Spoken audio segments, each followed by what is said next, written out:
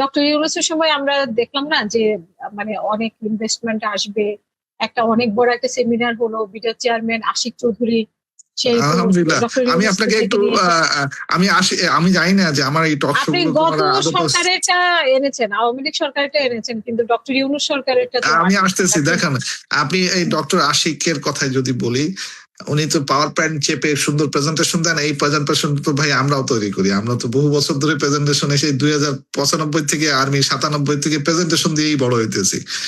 Presentation is not the issue হচ্ছে execution. উনি কয়টা এক্সিকিউট করতে পারছেন? আমাদের বিডাকে চাওয়া উচিত যে ভাই আমার এই পর্যন্ত কত টাকা অ্যাকাউন্টসে মানে ঢুকছে, টাকার অঙ্কে, টাকা ঢুকেছে কিনা, কয়টা টাকা ঢুকাইতে দেখেছেন। উনি এমওইউ সাইন হাজার হাজার হয়ে গেছে, হ্যাঁ, মানে হাজারের উপরে সাইন, কন্ট্রাক্ট সাইনই হাজার উপরে হয়ে গেছে, প্রেজেন্টেশন উদ্বোধনী 100-200 প্রজেক্ট হয়ে গেছে। টাকা কয়টা আসছে? হাউ মাচ মানি কেম? মানি আসে নাই।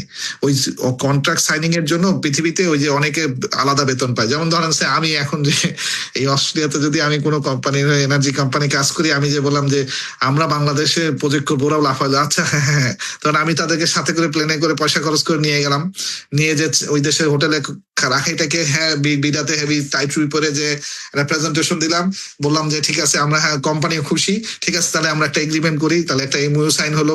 এই করতে করতে কয় মাস কাটালাম? 6 মাস, 1 বছর। আমার কাজ কি শুনবেন? এই 6 মাস 1 বছরে বিদেশের এই কোম্পানির কাছে বেতনটা নিয়ে তারপরে আমি রেজিগনেশন দিয়ে বাড়ি, আর next company thank you. This is what is actually happening. এইটাই হয়, এটাই হচ্ছে বাস্তবতা। আর বিডাতে যে সকল চোর বসে আছে সারাদিন তাদের কাজ হচ্ছে ডক্টর আশিক সাহেব সামনে গেলে হাজির, স্যার হেভি, উনি খুব খুশি, হ্যাঁ আরে আমার লোকজন তো হেভি কাজ করতেছে, উনি হেভি বক্তৃতা দিয়ে বেড়াচ্ছেন, হেভি নিচে যে সব চোর পালন করেন, ওনার প্রত্যেকটা ঘরের প্রত্যেকটা লোক যে চোর, ওনাকে আমি এই পর্যন্ত বলতে যে আমি ওনার একটা অ্যাপয়েন্টমেন্ট পাই নাই, হ্যাঁ, কারণ আমি তো ওনার চোর গুলোরে চিনি রে ভাই, আমার ওখানে 5টা অ্যাকাউন্ট সাইন করা, তো আমি তো এই চোর গুলো 100% চিনি। তো ওনাকে দিয়ে আসলে কি লাভটা হলো? মানে একটা তো ইনভেস্টমেন্ট আসলে আমরা শুনেছি যে অনেক অনেক ইনভেস্টমেন্ট এসে ভরে যাবে, তো এই সরকারও ওনাকে রেখে দেবে, মানে কোন লাভের জন্য? ওই যে আপনি চোদ্দের সর্দার হওয়ার জন্য? না না না না, আপনি সুন্দর করে প্রেজেন্ট করতে পারলে আপনার চাকরি থাকতেছে, ব্যাপারটা তো এরকম। আমি তো সুন্দর কথা কম বলি। আমি যেমন আর্মিতে অপছন্দ কেন হয়েছি, কারণ আমি 2009 সালে প্রতিবাদ করেছি, যে বিডিআর হত্যা নিয়ে প্রতিবাদ করেছি, বিডিআর এর সিসিটিভি আমার করা।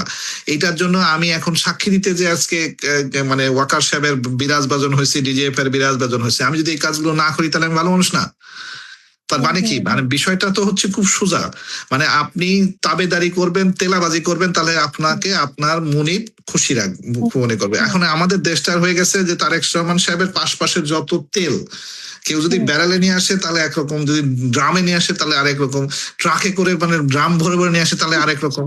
তো যে যত তেল মারতে পারতেছে উনি তাকেই দেখতে পাচ্ছেন, আর যে তেল মারতে পারতেছে না, আমার মতো যে কাঁচা খোটা যদি কথা বলতো আপনার এই পলিসিটা ঠিক হচ্ছে না, আপনার এই জায়গাটায় ভুল হচ্ছে, আমি যদি ওনাকে ওনার ভুল ধরাইতে পারি, উনি বলবে তুই বেটা কবে থেকে জন্ম নিয়েছিস, তোর জন্ম তারিখ কত, তুই আমার থেকে বেশি বোঝোস, আমি 30 বছর বেটা রাজার ছেলে।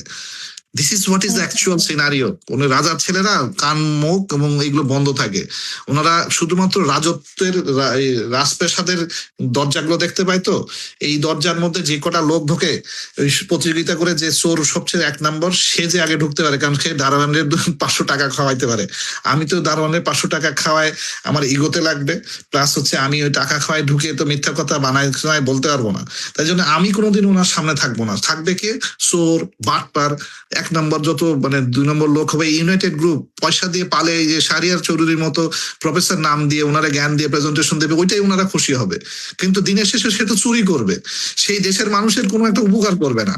তো মানে যে কোনো লোক কথা বলবে আমার মতো, তারা দেশে থাকতে পারবে না। তো তাদের নামে ওই যে চাঁদাবাজির মামলা করে ওইটা আবার পত্রিকায় ছাপাইছে, কেউ পত্রিকায় ছাপাইছে, একটা হচ্ছে কালবেলায় ছাপাইছে আর একটা যুগান্তরে ছাপাইছে। তার মানে এগুলো হচ্ছে প্রথম আলো হচ্ছে বসুন্ধরার, মানে যে যারা যারা বসুন্ধরার পয়সা খাবে, বসুন্ধরার বিরুদ্ধে কথা বলবে না, সেই পত্রিকা তাদেরই কোম্পানি। মানে দেখেন যতগুলো মিডিয়া হাউস, এগুলো মালিক কারা? এই কোম্পানিগুলো মালিক। তার মানে ওরা চুরি করার জন্য যে সিস্টেমটাকে, সেটাকে গত 20-15 বছরে শেখ হাসিনা এত পারফেকশনে নিয়ে গেছে, এটা বিএনপির পক্ষে হুট করে পরের দিন সম্ভব না।